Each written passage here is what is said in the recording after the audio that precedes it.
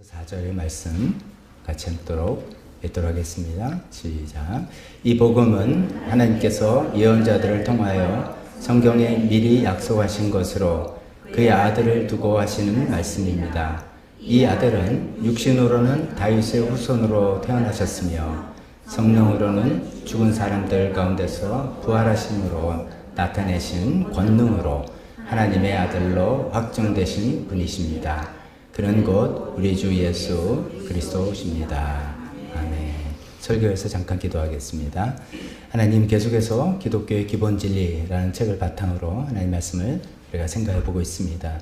정말 기본을 우리가 충실하고 다지고 싶은 마음입니다. 예수님이 어떤 분이신지 우리가 정확히 자세히 알기를 원합니다.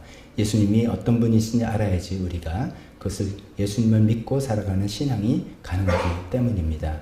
오늘 계속돼서 예수님의 부활하심에 대해서 우리가 살펴볼 때 이 내용들이 단순한 사실들과 팩트로만이 아니라 우리 마음에 깊은 믿음과 진리로 다가올 수 있게 도와주시옵소서. 예수님의 이름으로 기도했습니다. 아멘. 자리에 앉으시기 바랍니다.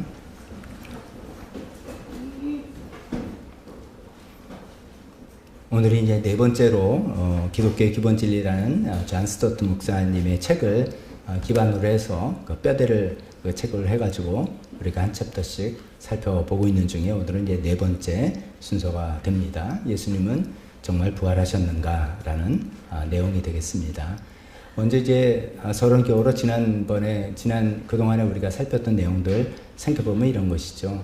예수님께서 가장 사명이 사랑을 베풀 여러 가지 있겠지만 인간의 죄를 대신해서 죽으심으로써 우리 죄를 용서해 주셨다. 이게 이제 예수님의 가장 큰 미션, 사명이라고 할 수 있는데 그것이 가능하기 위해서는 두 가지 조건이 필요하다는 것을 말씀드렸습니다. 첫 번째 조건은 그렇게 우리를 위해서 대신 죽으신 분은 그냥 한 사람이 돼서는 안 되는 것이죠.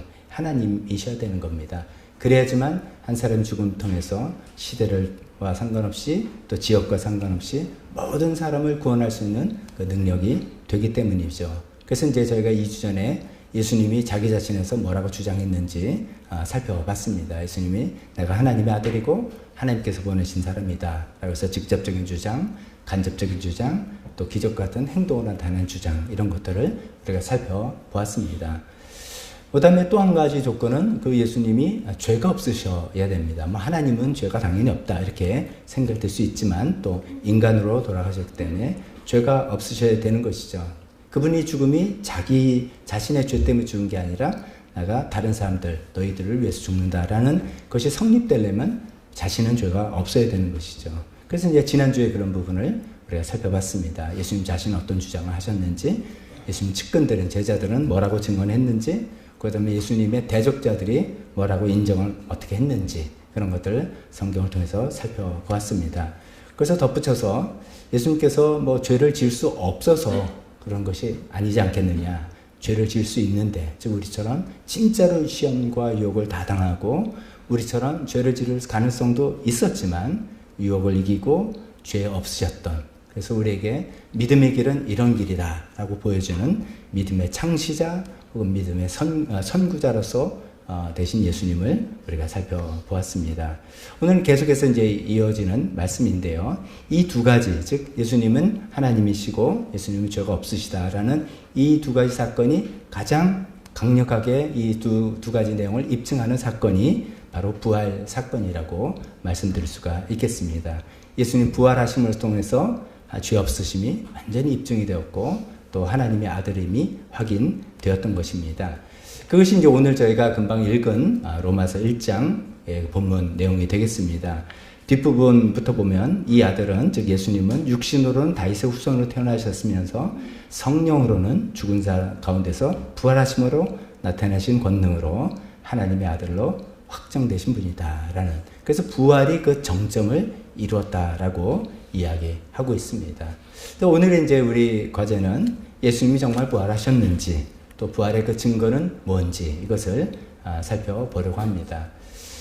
사실상 이것은 이제 부활의 증거를 확실하게 내기는 굉장히 어렵습니다. 왜냐하면 이제 어떤 사건이 일어났을 때 그 사건을 우리가 눈으로 다 보기 전에는 그걸 어떻게 믿어 하는 것들이 다 있는 것이죠. 그래서 이제 보통 이제 법정에서도 그 증인들이 있는 것이고 진술이 있는 것이고 정황 증거들이 있는 것이고 여러 가지를 토대로 해서 그것이 사실일 거다 아닐 거다라고 하는 그런 방법을 우리는 택할 수밖에 없습니다. 이제 그런 관점에서 오늘 말씀을 살펴보려고 합니다. 근데 이제 그 전에 먼저 잠깐 이야기하면은 이 부활이라는 내용이 우리가 믿는 기독교의 핵심 교리다라는 것을 여러분 잘 아실 겁니다. 어쩌면 그 부활 때문에 더 이상 유대교가 아니라 기독교로 이렇게 바뀌게 된 것이라고 말씀드릴 수 있겠습니다. 그래서 부활의 의미를 우리가 이제 오늘은 주로 예수님 정말 부활하셨는지 그 증거들을 좀 이렇게 성경을 통해서 살펴보려고 하지만 뭐 그것만 딱딱하게 볼 것이 아니라 이것이 나한테 무슨 의미인데 이렇게 생각해 본다면 앞뒤로 제가 말씀드릴 텐데 앞에 먼저 처음에 말씀드리면 두 가지 의미만 생각해 볼 때 예수님 부활하셨기 때문에 우리 죄가 정말 용서함을 받을 수 있었다라고 말씀드릴 수 있습니다. 예수님의 죽음은 대속의 죽음, 대신 속하는 죽음이다. 그래서 자기 자신의 죽음이 마치 속죄 제물처럼 드려지는 죽음이다라고 이제 주장하셨는데 사실이네. 이것을 확인할 수 있는 것이 부활인 것이죠. 그래서 정말 맞다. 하나님께서 그냥 제물로 받고 끝내는 게 아니라 의로운 죽음을 죽음으로 나눌 수 없어서 다시 살리시다. 다시 살리셨다. 그래서 우리가 예수님 믿음을 통해서 죄 용서를 받는다. 이렇게 첫 번째 부활로 인해서 우리가 예수님 믿으면 죄 용서함 받아 라고 하는 그런 우리 너무나도 잘 알고 있는 평범한 그 진리가 바로 부활 때문에 가능하다는 것을 말씀드릴 수 있겠습니다. 두 번째 이제 부활의 의미를 또 생각해 볼 수 있는 것은 예수님만 부활하신 게 아니라 예수 믿는 모든 사람도 부활한다 라는 내용인 것이죠. 성경에 그런 표현이 있죠. 예수님이 부활의 첫 열매가 된다. 그래서 우리는 두 번째, 세 번째, 네 번째, 우리는 뭐 몇십억째 열매가 되어서 우리가 언젠가는 예수님처럼 우리도 부활한다 이런 내용이죠. 이 내용은 나중에도 또 이제 언급하겠지만 이런 내용이죠. 우리 인생이 그냥 이렇게 잘 살다가 뭐 이렇게 죽음으로 끝나는 거야. 그러니까 우리가 사는 동안 그냥 행복하게 잘 살면 돼가 아니라는 뜻입니다. 우리 인생은 살다 죽음으로 끝나는 게 아니라 부활의 세계가 있다는 것입니다. 또 우리 인생은 그래 뭐 영원히 살지. 그래서 원이 영혼불멸이라는 생각에서 우리 뭐 유령처럼 우리가 그냥 어떤 영원한 세계에 대해서 우리 영적으로만 쭉 사는 거 아니라는 뜻입니다. 분명히 예수님과 같은 몸, 육신을 갖고 살게 될 것이다 하는 거죠. 근데 그 몸은 지금의 몸과는 좀 다른 부활의 몸이라고 부르기도 하고 영의 몸이라고 부르는 좀 독특한 특별한 몸이지만 우리가 분명히 우리가 장래에 소망하는 우리의 운명은 죽음으로 끝나는 게 아니라 죽음도 막지 못하는 운명을 우리는 타는 것이고 그것은 부활의 몸이라는 육신을 가지고 영원히 살아갈 것이라는 그 소망을 예수님의 부활을 통해서 우리에게 보여주셨다는 것입니다. 그 나중에 또 결론을 다시 한번 확인해 드리도록 하겠습니다. 오늘은 이제 이 과제가 이제 부활의 증거가 있냐. 제가 아까 말씀드렸다면 눈으로 본 사람은 없고요. 우리는 증언, 거기에 대한 기록, 진술이죠. 그 다음에 정황 증거 이런 걸 통해서 확인할 수밖에 없겠습니다. 네 가지 증거를 말씀드려 보겠습니다. 저는 혹시 이제 속으로 이런 이제 염려가 있습니다. 신앙생활 오래 하신 분들은 이거 뭐 다 아는 건데 그리고 난 부활 철두철 뭐 확실히 믿는데 뭘 또 이렇게 또 지겹게 그런 얘기를 하나라고 생각하시지만 제가 아까 말씀드린 것처럼 부활이 우리 기독교 신앙의 핵심 교리라는 것이죠. 제일 중요한 거니까 이것을 아는 것들 내가 진짜 이런 내용들을 알고 있는 건가? 부활이 있다고 칩시다 라고 하는 건가? 아니면 내가 이런 근거들을 정말 내가 이해하고 나도 확신해서 그것을 근거해서 내가 예수를 믿고 살아가는가? 이런 것들을 한번 여러분들 점검해 보시기를 바랍니다.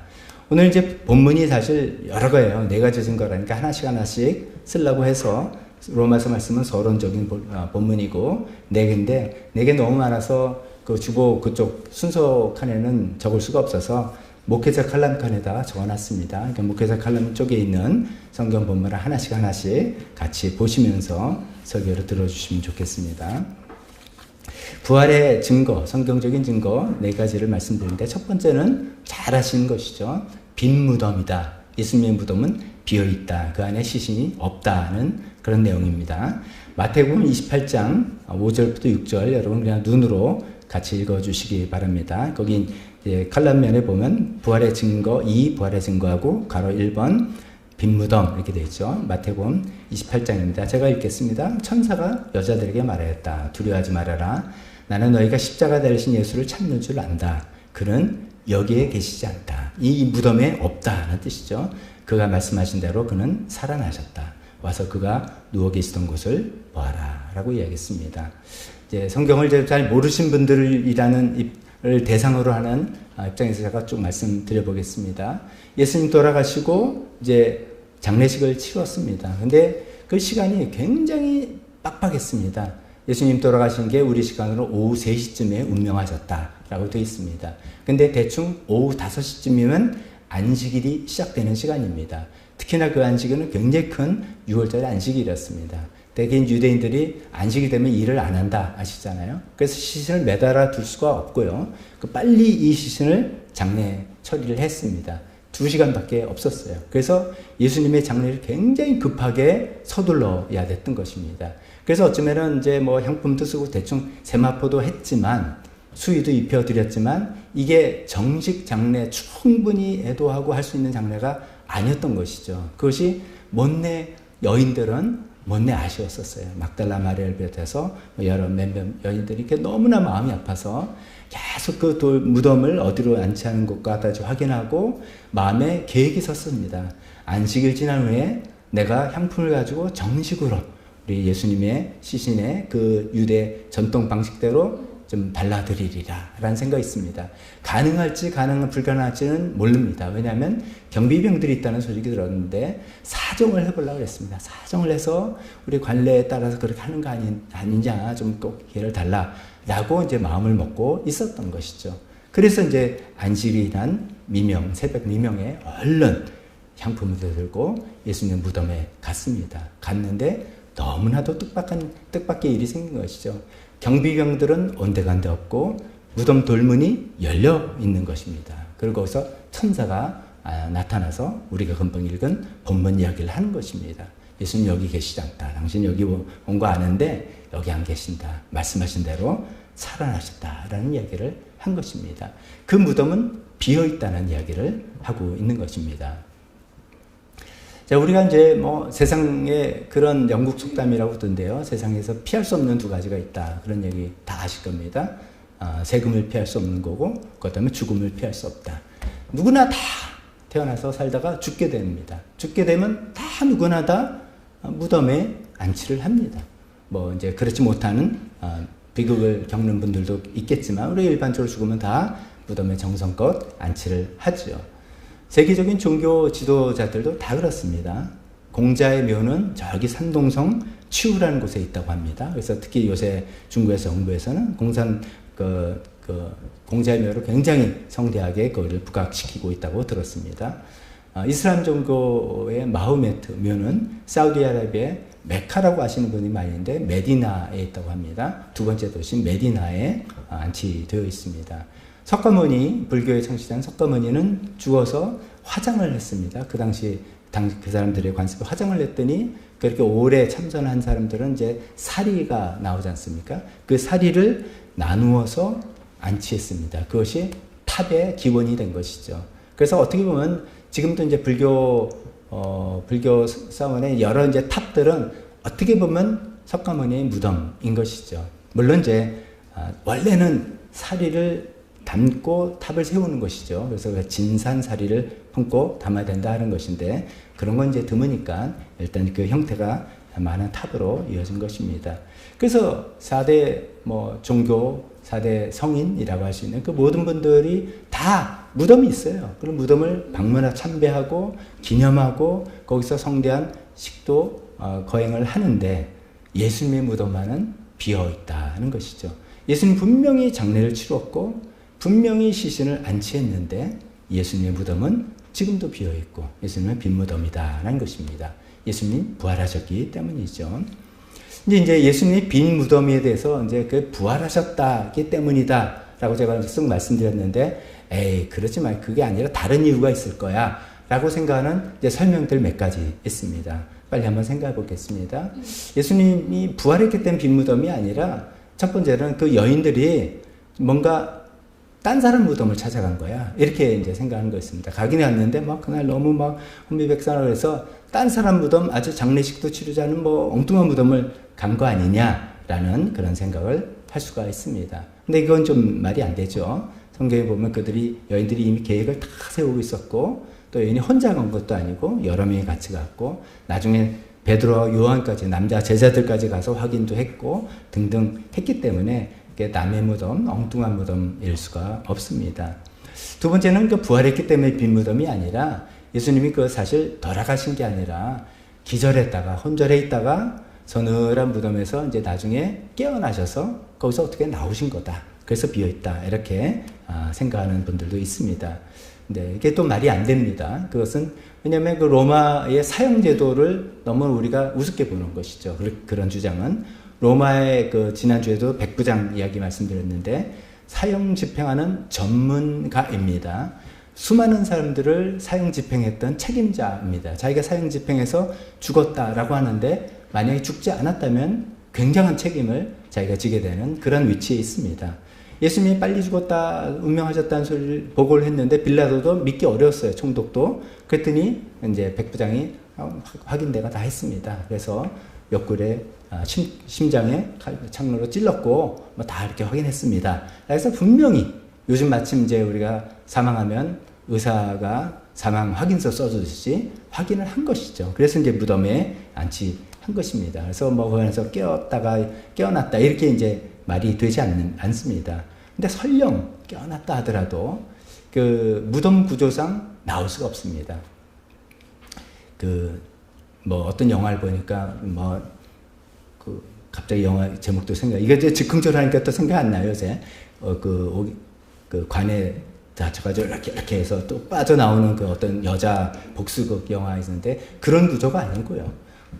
석회암 동굴 안에 돌문으로 막았다 하는데, 우리가 잘 이해하셨네요. 돌문은 공 모양이 아닙니다. 그래서 안에서 으쌰 밀면은 굴러떠는 공이 아니라 동전 모양입니다. 동전 모양으로 경사를 줘서 한쪽에서 이렇게 닫은 겁니다. 이 동전을 안에서 이렇게 손잡이도 없는데 열 수가 없는 그런 구조라는 것이죠. 그래서 예수님께서 부활하신 게 아니라 기절했다가 깨어나서 예수님 뭐 능력도 있으시니까 어떻게 나온 거야, 이런 것이 좀 말이 안 되는 것이죠. 세 번째, 이제 예수님 빈 무덤이 부활인 게 아니라 또 다른 이유를 되는 것은 제자들이 와서 예수님의 시신을 그냥 훔쳐갔다라는 그러한 주장입니다. 이것은 이제 성경에 나옵니다.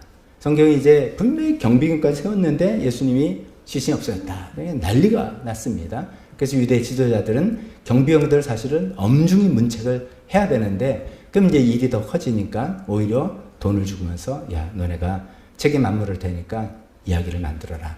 제자들이 와가지고서 막 시신을 훔쳐갔다라고 이야기해라. 라고 소문을 퍼뜨렸다는 이야기죠. 굉장히 어설픈 꼼수라고 볼 수 있습니다. 우리가 이제 객관적으로 성경의 내용들을 좀 그래도 신빙성 있는 믿을 만한 내용이다라는 생각을 가지고 보면 제자들의 행동은 도저히 그럴 수 없는 것을 알 수 있습니다. 예수님께서 십자가에 잡혀서 처형되자 제자들은 절망과 공포에 빠져 있었던 것이죠. 그런데 어느 날 갑자기 뭐가 있어서 순간적으로 이 사람들이 로마 경비경이 지키고 있는 무덤을 쳐들어왔다? 그건 상상할 수가 없는 그런 건 이제 가능성이 별로 없어 보이는 그런 이야기입니다. 또 하나는 오케이, 시신을 훔쳐갔다 칩시다. 그 다음에 이 제자들이 길거리 나와서 외친 메시지가 뭡니까? 예수님이 사랑이셨다. 그는 우리에게 용서를 알게 했다. 이게 아니에요. 그들의 첫 메시지는 예수님이 부활하셨다. 이런 겁니다. 이제 그럴 수 있는데, 이제 이게 생각해 봅니다. 사실은 예수님의 시신을 자기네가 여기다 모셔놓고 예수님 돌아가신 거 분명히 알면서 진짜 철면피로, 진짜 어떤 계획적으로 예수님 부활했다는 내용을 말할 수 있을까? 할 수 있어요. 근데 그것을 위해서 목숨까지 걸 수 있을까? 사실은 예수님 시신 자기네가 여기 갖고 있으면서 예수님 다시 살아났습니다라는 것에 대해서 목숨을 걸 수 있을까? 그 가능성은 굉장히 희박한 것이죠. 존 스토트 목사님이 그 이야기를 하면서 이런 문장을 썼어요. 위선자가 순교자가 될 수는 없다. 순교자는 어떤 사람입니까? 어떤 사실에 대해서 확신을 갖고 목숨을 걸 만한 진리라고 알고 있기 때문에 순교까지 하는 것인데, 아니 시신 자기를 갖고 있으면서 무슨 예수님 부활 이렇게 하면서 목숨을 걸고 그런 납득이 안 되는 그런 이야기라 말씀입니다. 네 번째로는 부활하셨기 때문이 아니라 제자들 동청이 아니라 종교 당국자들이 그 시신을 빼돌렸다. 이런 이제 주장이 있을 수 있습니다. 제자들이 시도할 것 같으니까 나중에 그러면 더 문제가 되니까 아예 미연에 방지하려고 다시 이렇게 빼돌렸다라고 이야기하는데 또 말이 안 되죠. 앞뒤가 안 맞죠. 사도행전으로 넘어가면 아까 말씀드린 것처럼 제자들이 예수님 부활하셨습니다 라는 메시지를 갖고 뭐 사람들이 거기에 호응을 하고 막 많은 사람들이 이제 이게 큰 운동이 됐는데 정말 당국자들이 예수님 시신을 자기네가 갖고 있었다면 간단합니다. 핍박 같은 거 할 필요 없습니다. 그리고 예수 이름 전하지 마라 말할 필요 없습니다. 그냥 수레에 예수님 시신 딱 안치하고 예루살렘 거리 한 바퀴만 돌면 예수 운동은 다 끝나는 그런 것입니다. 그런데 그렇게 하지 못하고 전전긍긍했던 그런 모습을 볼 때 그것도 아닐 것이다 라는 것이죠. 그래서 뭐 여러 가지 시신이 없는 것에 대해서는 이런저런 이제 생각과 아이디어들이 있지만 다 앞뒤가 안 맞고 말이 안 되는 것이고 그것은 예수님께서 실제로 부활하셨기 때문에 예수님의 무덤이 비어있다라고 우리가 말할 수 있겠습니다. 예수님의 그 부활에 대한 성경적인 증거 두 번째 거는 무덤이 단순히 비어있는 게 아니라 처음에 최초의 목격자들 말 들어보니까 그 안에 수의, 그러니까 돌아가신 분을 입히는 그 수의가 헝클어지지 않게 고스란히 거기 있었다라는 그런 내용인 것이죠. 이게 이제 가로 2번 헝클어지지 않은 수의에서 요한복음 20장 표현입니다. 여기서 제가 읽을 텐데 여기서 그라고 하는 사람 그리고 제일 끝에 그 다른 제자라고 하는 사람은 이 글을 기록한 요한 자신입니다. 자기가 먼저 가서 베드로보다 먼저 갔는데 자기는 무덤에 들어가지 않고 이러고 있는데 베드로가 쑥 들어가자 자기도 나중에 따라서 들어가서 그 무덤 안의 모습들을 보고 자기는 예수님 부활을 믿게 되었다라는 그런 내용입니다. 읽어보겠습니다. 그런데 그는 몸을 굽혀서 삼배가 놓여 있는 것을 보았으나 이 삼배는 우리가 흔히 세마포라고 더 익숙하게 아는 표현이죠. 안으로 들어가지는 않았다. 자기는 안 들어간 거예요, 처음에. 근데 시몬 베드로도 그를 뒤따라왔다. 그러면서 그가 무덤 안으로 들어가 보니 그때 이제 같이 들어간 것이죠. 무덤 안에 들어가 보니 삼배가 놓여있고 예수의 머리를 쌌던 수건은 그 삼배와 함께 놓여있지 않고 한 곳에 따로 개켜 있었다. 그제서야 먼저 무덤에 다다른 그 다른 제자, 즉 요한도 들어가서 보고 믿었다. 여기서 이제 핵심은 보고 믿었다 하는 거예요. 그 정황을, 그 상황을 보고 야, 예수님 진짜 부활하셨구나 이렇게 믿게 됐다는 그런 이야기입니다. 자, 먼저 이제 배경 설명을 하면은 이 수의라는 것이 뭐 죄수가 있는 그 죄수복 수의가 아니라 돌아가신 분들을 염습하고 입혀드리는 그런 수의죠. 유대인들은 이제 우리는 뭐 옛날 전통적으로 뭐 안동포라든 만동포 좋다 그런 거 있잖아요. 유대인들도 세마포라는 뜻은 아주 가는 마로 지은 천이란 뜻입니다. 그 세마포를 수의로 사용했습니다. 흔히 이제 우리가 여기서 조금 오해가 있는 게 죽은 나사로 살리는 장면을 우리가 그림을 그리면 나사로가 어떤 모습을 하고 나옵니까? 그 이집트 미라처럼 나와요. 머리서부터 붕대로 통통 발목까지 감고 나오는데 그건 조금 이제 오류입니다. 만약에 그렇게 묶었으면 어떻게 나오겠습니까? 걸어 나올 수 있겠습니까? 뭐 강시처럼 뛰어 나오겠습니까? 그건 아니란 말이죠. 그건 이제 유대인의 장례법이고 이스라엘에서는 그렇지 않습니다. 대개 이제 사람이 죽으면 이제 우리랑 그 비슷한 것들이 있죠. 손발을 이제 두 손을 묶고 몸통에 고정을 하고 발목 묶고 고정하고 이래야지 이제 시신을 이동할 수 있기 때문입니다. 그렇게 해서 손발을 고정시키고 그 위에 세마포로 이제 싸게 됩니다. 예수님 같은 경우는 다른 사람들하면 죽을 때 어떤 옷을 입고 있었으니까 좀 경우가 다른데 예수님은 옷을 십자가에서 다 뺏겼다는 걸 군병들이 나눠 갖고 했던 거 알지 않습니까? 예수님은 옷이 없었어요. 그러니까 이제 완전히 맨몸 위에 세마포로 싸게 된 것이죠. 이 세마포로 이제 정확히 근데 둘둘 말아 쌌는지 중간중간을 묶었는지 그건 정확하지는 않는 것 같습니다. 근데 이제 분명한 거는 나중에 요한복음을 보면 니고데모가 예수님을 찾아왔던 그 니고데모가 장례를 쓰라고 100근이나 되는 모략과 침향을 갖고 왔다. 이렇게 되어 있습니다. 이제 이 백근이 우리가 쓰는 백근이 아니라 유대 단위의 리트라라는 백근이어서 우리 따지면 30kg쯤 돼요. 그 꽤 되는 것이죠. 모략은 이게 향내가 나는 어떤 그게 향수의 재료가 되는 그런 것이죠. 그리고 침향이라고 하는 것은 우리가 잘 아는 알로에입니다. 끈적끈적한 겁니다. 그러니까 알로에다가 침향에다 모략을 섞어서 끈적끈적한 그런 것 냄새 좋은 것을 세마포에 잘 발라서 세마포로 시신을 싸는 게 그들의 장례법인 것이죠.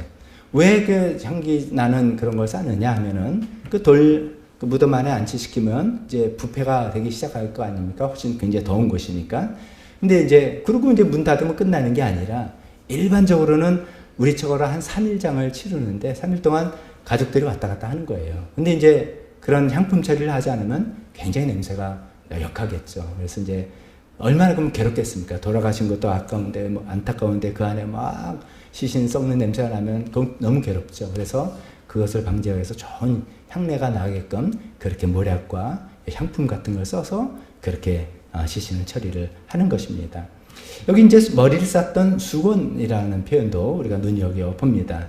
이게 사실 저도 여러 가지를 찾고 여러 가지 알았는데 딱 정확한 통일된 의견들이 없어요. 이런저런 워낙 옛날 일이라서 또 장례법 방법도 여러 가지 있어서 그런 건데요. 이 머리에 쌌던 수건이 이제 우리가 이제 가족을 먼저 보내실 분들 다 아시죠? 염습할 때 세마포 수의를 입히고 머리를 싸죠. 저는 개인적으로 그거 싫어합니다. 왜냐하면 저는 이제 저희 아버님이랑 그래서 이야기했어요. 돌아가실 때 그냥 예배 갈 때 입던 양복 입고 가시기로 그냥 하셨어요. 머리 싸는 게 아이가 뭐 좀 안 좋은 느낌이 들어서 좀 안 하기로 했는데 이제 그런 모양이에요. 머리를 쌌던 그런 수건일 수도 있고 아니면은 그게 아니라면 머리를 싸되 입을 닫게 하기 위해서 턱을 감싸는 그런 구조의 수건일 수도 있다. 이런 설명도 있습니다.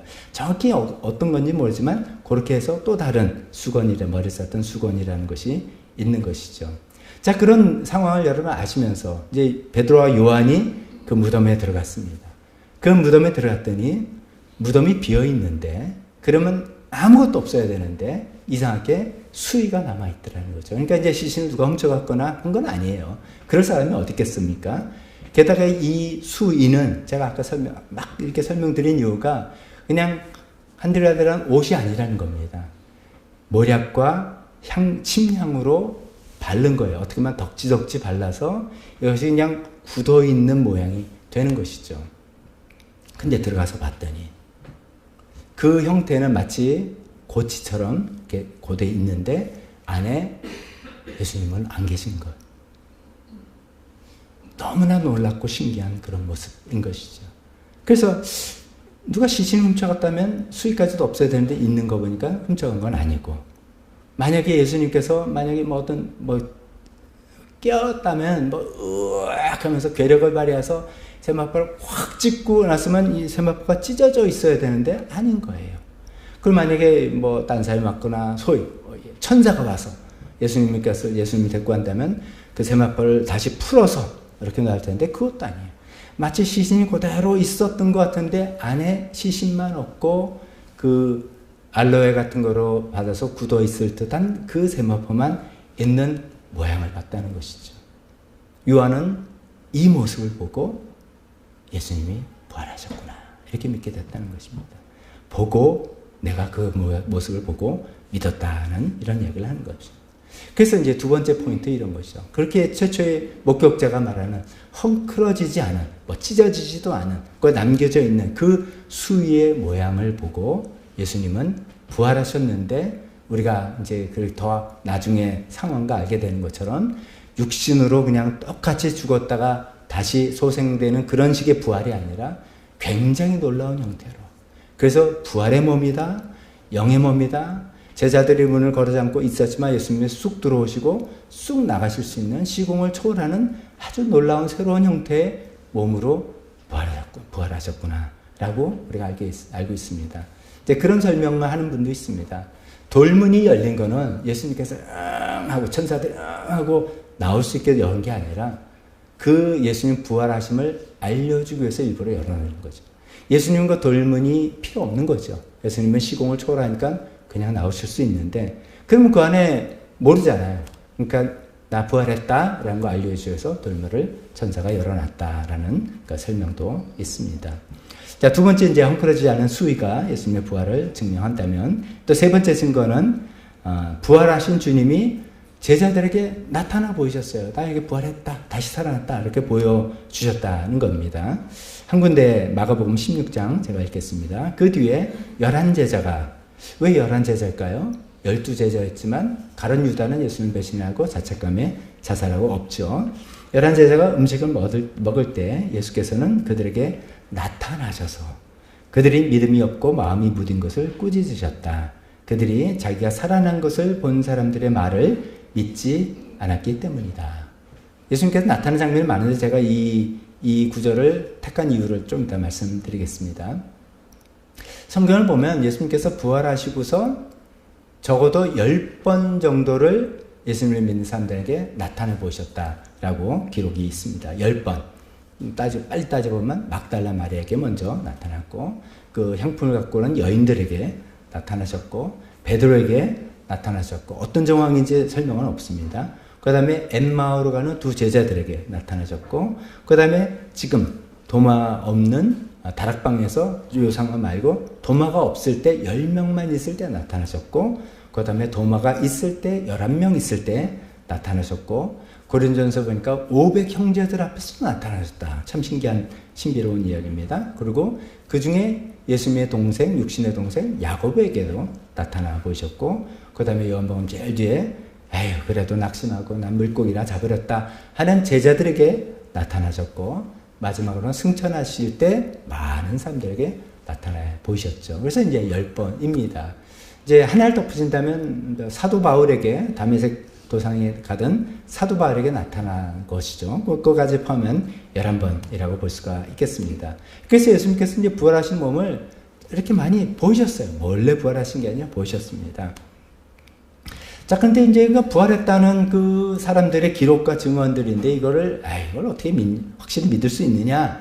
안 믿으려면 다 안 믿는 거죠. 이제 그런데 저는 그들이 증언이 신빙성 있다라는 것을, 이제 이게 신앙의 차원이 아니라 아까 말씀드린 것처럼 법정 차원에서, 법정 판결 차원에서 한번 이렇게 생각을 해보는 겁니다. 그들이 내가 예수님 부활한 걸 보고 너무 반가워서, 너무 기뻐서 믿었다. 이렇게 썼으면 오히려 이거 좀 짜고 치는 거 아니야? 뭐 이런 생각이 들 수가 있습니다. 근데 한결같이 이들의 증언은 뭐냐면 예수님 부활하시는 걸 봤는데 믿겨지지가 않았다. 사실 한 번도 상상을 못한 일이니까 믿겨지지가 않았다. 그래서 오늘 제가 이제 본문을 삼은 마가복음 16장이 뭐냐면 예수님께서 답답하셔가지고 오히려 꾸중했다는 거잖아요. 아니 내가 살아난 걸 딴 사람한테 보여줬고 그 사람이 이제 와서 예수님 부활하셨다라고 얘기했는데 안 믿는 거예요, 제자들이. 그래서 그들의 믿음이 없고 마음이 무딘 것을 왜 이렇게 너희는 안 믿느냐? 내가 그 전에 살아나겠다 말했고 보여줬는데 그 사람 증언 말도 이렇게 안 믿느냐라고 이제 했다는 것이죠. 이거는 오히려 신빙성이 있어요. 정말 이렇게 맹목적으로 믿는 사람들 있잖아요. 뭐라도 팥으로 매줄 썬다도 난 믿어. 이렇게 곤란하죠. 근데 이게 팥으로 쓴 거야, 콩으로 쓴 거야. 다 따져보고 진짜 마트에서 산 거야, 당신이 쏜 거야. 이거 따져보는 사람들이 말한 거라면 신빙성이 돼 있는 것이죠. 제자들의 증언이 그런 거 비슷한 거예요. 믿겨지지가 않았어요, 처음에는. 믿을 수가 없었어요. 근데 맞구나. 확인해가지고 내가 부활하신 예수님을 봤다라고 이야기하는 사람들의 증언이라는 것입니다. 또 이런 것도 있습니다. 이제 복음서가 4가지잖아요. 마태에서 요한복음. 예수님께서 부활하신 기록들 다 이제 마태복음, 마가복음 다 있는데, 여러분 한번 시간이 나시고 나 오늘 너무 심심해. 그러면은 한번 이렇게 해보세요. 거기 나오는 부활의 내용들을 한번 다 적어보세요. 다 비교해보세요. 뭐가 안 맞아요? 안 맞아 떨어져요. 이런 겁니다. 향품을 들고 한 여인이 몇 명인지, 누구는 한 명이 혼자 갔다, 막달라 마리아 혼자 갔다 그러고, 누구는 둘이 갔다 그러고, 누구는 여럿이 갔다 그러고, 거기 가서 또 천사를 봤다 그러는데 천사가 누구는 한 명이라고 그러고, 누구는 천사가 2명이라고 그러고, 또 누구는 무덤에서 비어있는 거 보고 왔다 그러고, 누구는 거기서 예수님 봤다 그러고, 누구는 예수님이 나한테 말까지 했다 그러고, 다 다 달라요. 다 달라요. 그래서 이제 어떻게 보면 이게 서로 안 맞는 건데 그걸 어떻게 믿어? 라고 하는 건데 사실 또 보면 그렇기 때문에 믿을 수 있다라고 제가 말씀드리고 싶습니다. 또 이런 건 이런 거죠. 어떤 충격적인 사건을 우리가 경험하면 어떤 사건에 줄거리는 여러 사람이 충격적인 사건을 경험했어요. 예를 들어 끔찍하지만 자동차가 둘이 부딪혀가지고 이렇게 사건이 났다면 그걸 5명이 목격했다면은 대충 이야기를 맞을 겁니다. 근데 한 사람 물어보면 한 사람은 누구는 그때 하얀 차고 빨간 차 부딪혔다는데 누구는 아니야 하얀 차고 파란 차야 라고 말하는 사람들 있을 수 있고요. 앰뷸런스가 금방 왔다는 사람이 있고 아니야 내가 전화해서 앰뷸런스 온 거야. 각자 디테일은 다릅니다. 그건 당연한 일이라고 합니다.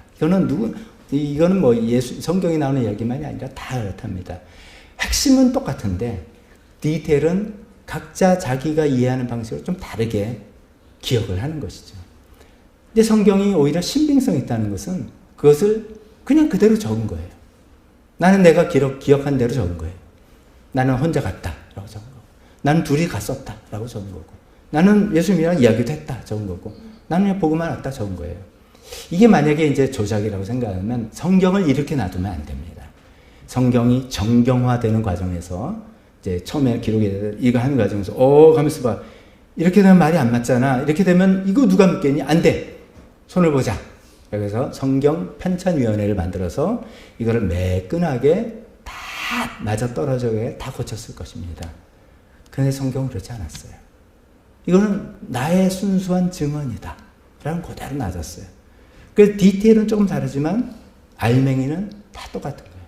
예수님께서 다시 살아 부활하셨고 어떻게 하셨고 하는 알맹이가 똑같다는 것이죠. 그래서 오히려 이런 기록들이 더 신빙성이 있어 보인다라고 말씀드릴 수 있습니다. 그래서 예수님께서 10번 나타나시고 11번 나타나신 이 나타나신 그 사람들의 증언과 기록들이 굉장히 신빙성이 있다라고 말씀드리겠습니다. 마지막 4번째 예수님께서 부활하셨다는 증거는 제자들의 놀라운 변화라는 것이죠.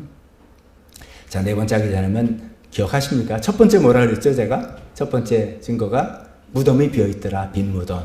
두 번째는 수위가 막 흐트러져 있더라. 없어지거나 찢어지거나 그게 아주 고스란히 있더라. 세 번째는 예수님이 나타나 보이셨다. 10번 정도나 나타나 보셨고 그 증언들이 꽤 믿을만한 신빙성이 있다는 것입니다. 네 번째는 예수님의 제자들의 놀라운 변화가 일어났다는 것입니다. 사도행전 2장 말씀입니다. 이 사도행전 2장 말씀은 복음서에 있던 제자들과는 완전히 딴판이 된 사람을 우리가 여기서 보게 됩니다. 베드로가 첫 번째 설교를 이렇게 하는 겁니다. 이 예수를 하나님께서 살리셨다. 제가 아까 말씀드렸죠. 제자들의 첫 번째 메시지가 예수님의 사랑이었다, 용서였다 이런 게 아니라 어떤 추상적인 어떤 개념이 아니라 사건을 이야기했습니다. 예수님은 다시 살아나셨다는 이야기를 했다고 말씀드렸습니다. 그리고 우리는 모두 이 일의 증인입니다. 라고 하면서 하나님께서는 이 예수를 높이 올리셔서 자기 오른편에 앉히셨습니다. 승천을 이야기하는 거죠. 그는 아버지로부터 약속하신 성령을 받아서 우리에게 부어주셨습니다. 그래서 그 성령에 우리가 충만함을 받아서 지금 이렇게 방언도 하는 것이고 담대하게 이야기하는 것이다 라는 이야기를 하고 있습니다. 아까도 말씀드렸지만 예수님의 제자들은 예수님이 처형되고 난 다음에 공포와 절망 가운데 빠져 있었습니다. 안 그렇겠습니까? 대통령 선거 한다고 칩시다. 양쪽 후보가 비등비등한데 전부 다 올인해서 대선 캠페인을 쳤을 겁니다. 근데 아슬아슬하게 졌다. 그러면 패배한 쪽에 그 선거 캠페인은 얼마나 낙심되고 거기에 내가 돈도 투자했을 것이고 시간도 다 쓰는데 그 절망. 근데 그 다음에 또 대선 후보가 나오면 되지 이렇게 되는 거지만 이 제자들 케이스는 그게 아니에요. 따르던 스승이 돌아가셨어요. 끝났어요. 그러니까 절망, 그 다음엔 우리를 체포할 거다라는 두려움, 공포 이게 가득 차 있었는데 지금 우리가 보는 이 사도행전의 모습은 전혀 딴판인 사람이 된 거예요. 이 설교를 예루살렘, 예수님을 처형한 그 예루살렘에서 지금 공개적으로 이야기하는 것이죠. 어떻게 해서 이런 사람들이 이렇게 변했나? 자기가 뭐라고 합니까? 성령 때문에 이렇게 됐다. 성령님의 감동을 받고 이렇게 됐다. 충만함을 받고 이렇게 됐다. 라고 했는데 그 성령님은 예수님께서 부활하고 승천하셔서 예수님께서 보내주신 성령이라고 이야기하고 있는 것이잖아요. 예수님께서 이미 일찍 그렇게 약속도 하셨습니다. 내가 가지만 내가 아버지께 또 다른 보혜사를 너에게 보내주라고 요청하겠다. 근데 그 성령이 오셔서 이렇게 변한 것이죠. 이 제자들이 이렇게 변한 내용들, 베드로는 이제 개인적으로 좀 빨리빨리 살펴보는 거죠. 베드로는 예수님 3번이나 부인했던 그런 사람이 지금은 내 목숨을 가져가도 좋다. 나는 예수님의 부활한 것을 난 증언하겠다라고 하는 사람이죠. 그 성경에는 나오지 않지만 그 유명한 베드로의 마지막 스토리잖아요. 쿼바디스 거잖아요. 그 이제 스토리가 그러니까 베드로가 로마에서 복음을 전하다가 핍박이 심해지니까 그 피하라는 소리를 듣고 피하고 나오다가 그 경계선에서 예수님을 또 만났어요. 예수님 어디 가십니까? 그게 이제 라틴어로 쿼바디스라고 하니까 나는 네가 도망가는 그 로마로 다시 들어가서 다시 한번 순교를 하려한다. 십자가에 죽으려 한다. 했더니 거기에 이제 하나님 뜻은 그게 아니구나. 그럼 너무 죄송한 마음으로 다시 로마로 들어가서 순교를 하는데 나는 예수님처럼 똑바로 달릴 자격이 없다. 나는 거꾸로 십자가에 매달아다오. 라고 했던 스토리 아니겠습니까? 근데 베드로가 이렇게 놀랍게 변한 이유가 뭔가 하면 부활과 부활 이후에 성령 충만함으로 바뀌었다. 그런 것이죠. 예수님께서 10번 나타났다고 할 때 그 동생 야고보에게 나타났다는 얘기를 드렸죠. 야고보는 살아생전에는 우리 형님 미쳤다라고 생각했습니다. 우리 집안을 이끌어가던 장남 형님이 어느 날 갑자기 자기가 하나님의 아들이니 메시아니 해가지고 막 집을 버리고 돌아다니면서 막 하니까 어머니를 모시고 안 되겠습니다. 우리 형님을 집으로 데리고 옵시다 하고 나섰던 동생이에요. 근데 예수님께서 부활하신 모습을 보여주고 야고보가 완전히 변해서 예루살렘 교회에 지금으로 말하면 담임 목사가 된 것이죠. 그 놀랍게 변한 겁니다. 또 바울의 변화는 너무 잘 알지 않습니까? 복음을 핍박하던 사람이 예수를 핍박하던 사람이 예수를 적극적으로 전파하는 사도가 됐다는 것이죠. 이런 개인적인 변화, 부활로 인해서 이런 한 사람이 놀랍게 이제 변한 것이 우리가 잘 알고 있는데, 제가 오늘 더 역점해서 강조하고 싶은 거는 이런 한 사람 한 사람의 개인적인 변화만이 아니라 예수님을 믿고 따르던 이제 유대인으로부터 시작했습니다. 예수님을 믿고 따르던 유대인들의 전체적인 변화, 예수님 믿는 유대인들의 그러니까 안 믿는 사람도 물론 있고요. 예수님 믿던 유대인들의 전체적인 변화가 놀랍게 있었다는 것이죠. 그 어떤 변화인가 3가지만 제가 말씀드리면은 처음에 제사 제도를 없앴습니다. 우리가 이제 구약 성경을 읽으면서 여러분 구약 통독한다면 제일 난제가 어디입니까? 어디서 제일 걸립니까? 레위기. 그거 맨날 제사법잖아요. 저희는 너무 지긋지긋한데 당시 유대인의 입장에서는 너무너무나 중요했어요. 하나님께서 너희가 나에게 제사를 드릴 때는 이렇게 하라는 것을 세세하게 알려주고 그대로 하지 않으면 이 제사가 아무 소용없는 거잖아요. 그렇기 때문에 굉장히 중요한 그 제사에 대한 어떤 그 매뉴얼이잖아요. 그렇게 해서 대대 거의 모세 때부터 하면 1500년간을 지켜오던 시스템이에요. 우리가 하나님께 죄를 졌다. 그러면 어떻게 죄 용서를 받을까? 간단해. 어떤 재물을 와서 너 이제 돈이 많으면 소, 별로면 양, 돈이 없으면 비둘기, 그것도 없으면 곡식가루 이렇게 해서 이렇게 해서 이렇게 드리고 이렇게 하면 하나님께서 너희 죄를 용서해 주신다. 이렇게 가르쳐서 그걸 가지고 1500년 동안 죄 용서를 받고 하나님과 좀 더 친해지고 싶고 하나님께 감사하고 싶고 그러면 이렇게 해서 동물 잡아서 이렇게 하는 걸로 1500년 동안의 제사 제도를 유지해 왔던 사람들입니다. 그러나 갑자기 바뀌었어요. 왜 바뀌었냐? 예수님 십자가 죽음이 이제 히브리서 표현으로는 이렇게 쓰면 단 한 번의 영원히 유효한 제사다. 단 한 번 드렸는데 그 효력이 영원히 가는 제사의 속죄 제물로 드려진 것이라고 믿기 시작한 거예요. 그리고 그 증거가 뭐냐? 부활이에요. 예수님께서 부활하심을 통해서 하나님께서 완벽한 제사로 받아들였다라고 믿은 거죠. 예수님께서 가르쳐준 대로. 그럼 믿고 보니까 동물 제사를 더 이상 드릴 필요가 없는 거예요. 오히려 드리면 예수님의 십자가 죽음을 욕되게 하는 그런 것이죠. 그래서 그들이 안 하기 시작했어요.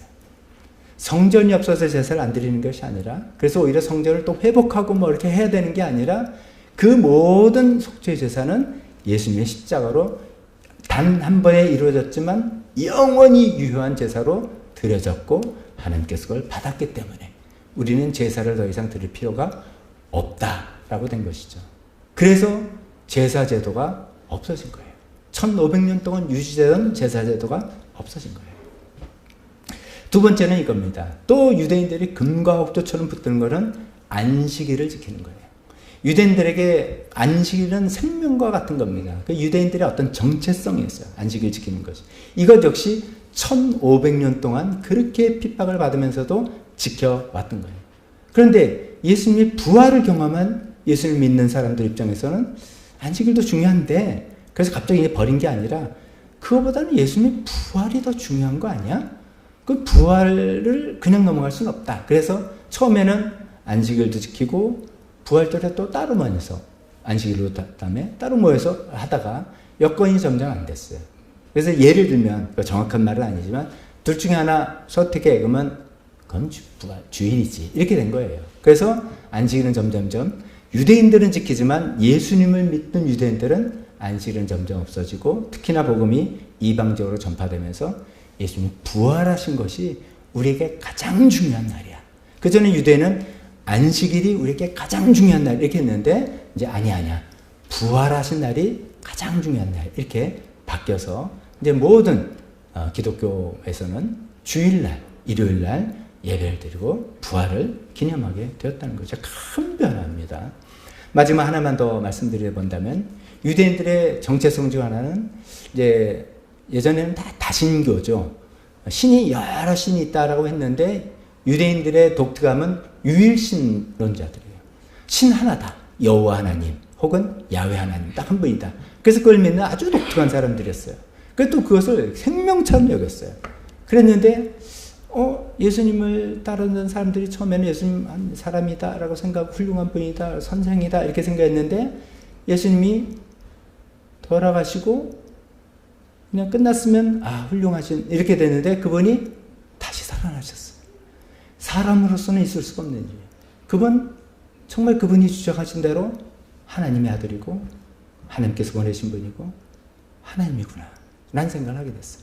그래서 예수님을 통해서 하나님을 알아나가는 저 정도가 아니라 저분이 하나님이구나 라고 알게 된 거예요. 그 다음에 또 예수님께서 보내셨다고 하신 성령을 감동을 통해서 성령을 통해서 하나님을 경험하게 됐어요. 그래서 이제 우리가 잘 아는 이걸 뭐라고 합니까? 삼위일체.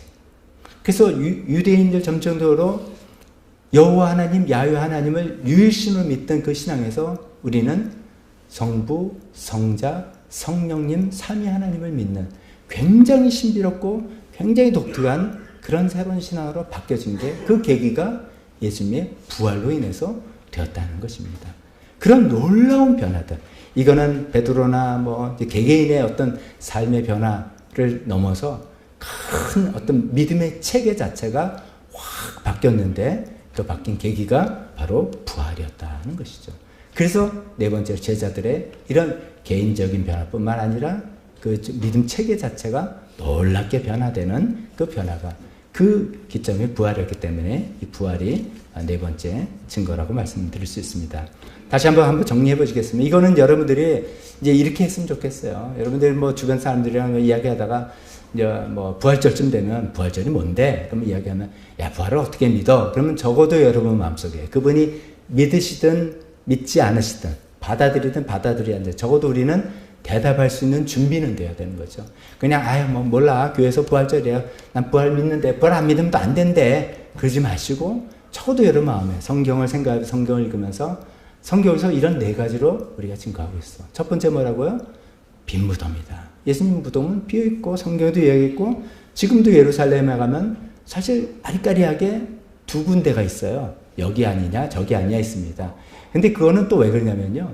그만큼 예수님의 무덤에 대해서는 관심이 없는 거예요. 기독교 신앙 초기 때부터. 왜냐하면 예수님 부활을 살아나신 분이기 때문에 그게 아니었다면 이게 또 증거가 됩니다만 그게 아니었다면 무덤을 어떻게 모르겠습니까? 여기를 성역화해야 되는데 예수님 무덤에 애초에 관심이 없었어요. 그래서 좀 아이러니컬하게 예루살렘에 가면 저희가 갔던 곳이 있어요. 그 한 군데 있는데 그거 말고 또 여기다라고 주장하는 또 한 곳이 있어요. 어딘지 모르겠어요. 근데 분명히 다 비어있고 사실은 예수님 무덤은 중요하지 않아요. 부활하셨기 때문에. 근데 첫 번째 증거, 빈 무덤.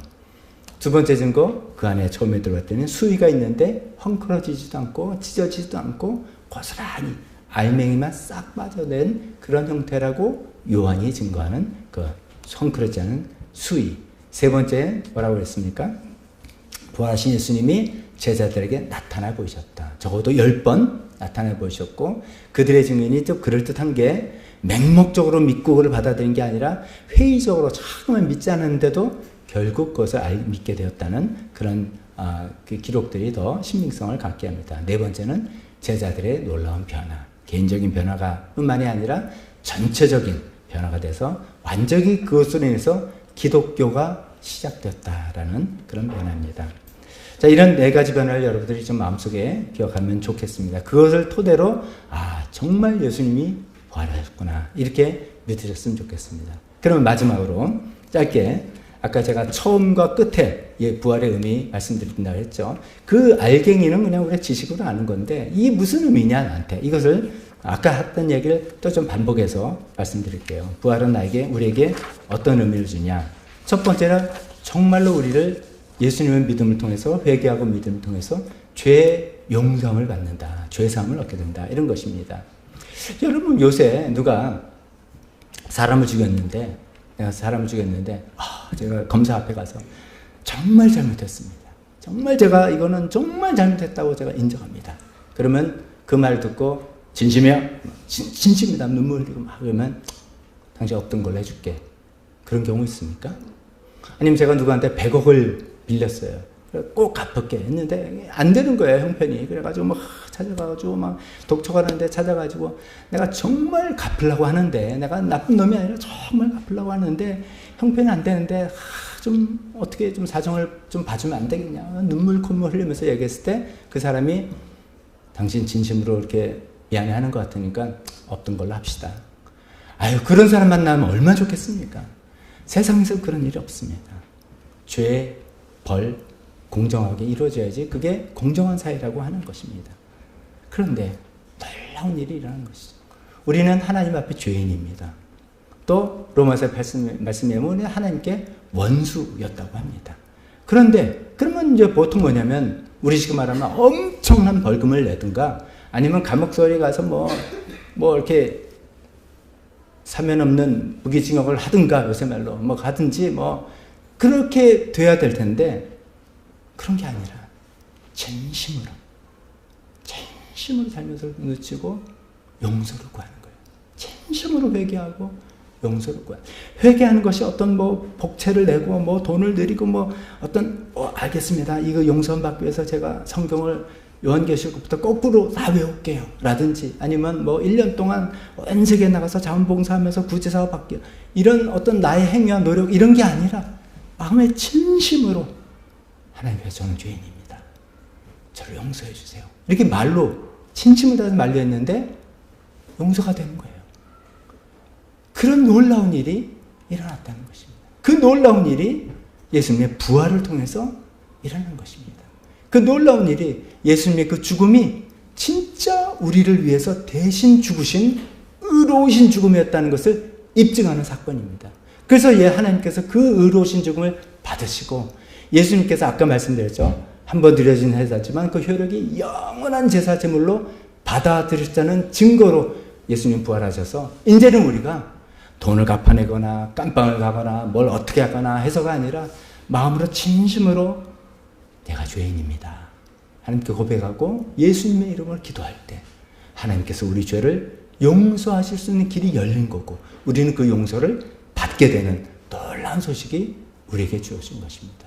그래서 이 부활로 인해서 기독교가 탄생했다 해도 과언이 아닌 것입니다. 두 번째로 아까도 말씀드렸죠. 예수님만 부활하는 게 아니라 우리도 부활한다. 예수님 부활의 첫 열매가 되고서 우리는 그 다음에 열매가 된다. 이것은 우리 인생관을 바꾸는 일입니다. 혹시 아직도 여기 계신 분들 중에 우리 인생은 살다가 죽으면 그냥 끝나는 거야. 그래서 그래도 나는 이 세상에서 선하게 착하게 남들 도와주고 그렇게 살다가 곱게 가야지라고 생각하시는 분 계십니까? 아니면 살다 죽으면 끝나니까 그냥 내 마음대로 그냥 살다가 갈래 그렇게 생각하십니까? 아닙니다. 그런 생각하시면 큰일이십니다. 먼저 가신 예수님께서 그 일이 아니라는 것을 부활로 입증하셨습니다. 죽음으로 끝나는 게 아니라, 죽음을 가둬두는 게 아니라 죽음이 어찌할 수 없는 그런 운명을 우리는 다 타고났다는 것이죠. 그래서 아까 말씀드린 것처럼 또 죽음 후에, 그래, 죽음의 내세가 있는데 어떤 우리가 유령이나 귀신처럼 그냥 영혼 불멸, 영혼 불멸이라는 개념은 고대 그리스 때부터 있었던 그런 철학 사상이에요. 다 그 사람들도 그거 다 믿었어요. 영혼 불멸이다 믿었어요. 그럼 영혼만 불멸하는 거냐? 아니라는 것입니다. 예수님께서 부활하신 것처럼 육신으로 부활하시고 음식도 드실 수 있지만 시간 벽을 통과하실 수 있는 놀라운, 우리가 지금으로는 상상하기 힘든 그런 몸으로 부활하신 것처럼 저와 여러분도 하나님의 그때 그런 몸을 입고 영원히 산다. 우리가 영생을 소망한다는 것은 그런 영생이라는 거죠. 부활의 몸을 입고 영원히 사는 영생을 우리에게 약속해 주셨다는 것을 우리가 알 수가 있겠습니다. 그것이 부활의 의미입니다. 그리고 그 증거들을 다시 한번 생각할 때, 맞다. 예수님께서 먼저 그 길 가셔서 그 길을 열어주셨고, 그렇기 때문에 예수님께 감사하고 이런 부활의 소망으로 나는 살아가야 되겠다. 그렇게 살아가시는 우리 모두가 되었으면 좋겠습니다.